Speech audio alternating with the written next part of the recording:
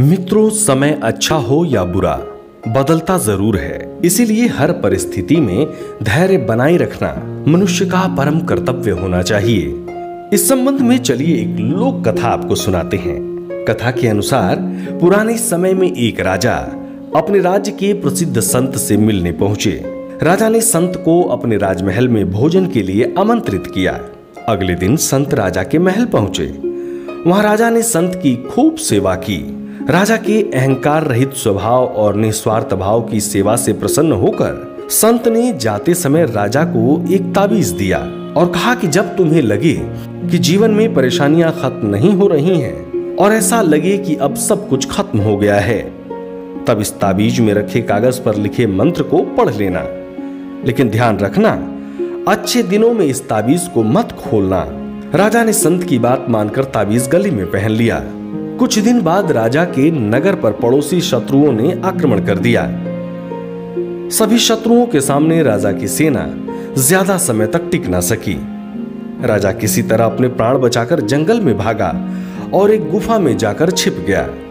गुफा में उसे शत्रु सैनिकों के कदमों की आवाज सुनाई दे रही थी।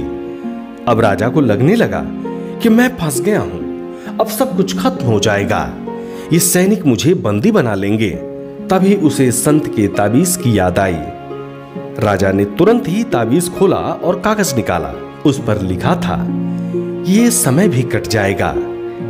ये पढ़कर राजा को थोड़ा सुकून मिला।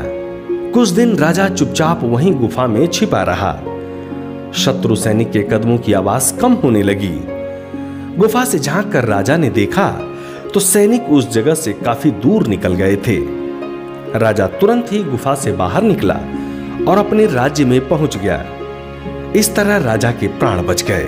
अब इस कथा से क्या सीख मिलती है? इस प्रसंग की सीख यही है कि अच्छे दिन हो या बुरे दिन, समय हमेशा बदलता रहता है। इसीलिए हमें अच्छे दिनों में अहंकार नहीं करना चाहिए और बुरे समय में धैर्य का साथ नहीं छोड़ना चाहिए। जो लोग इस बात का ध्यान रखते हैं वे बड़ी से बड़ी समस्याओं से बच सकते हैं।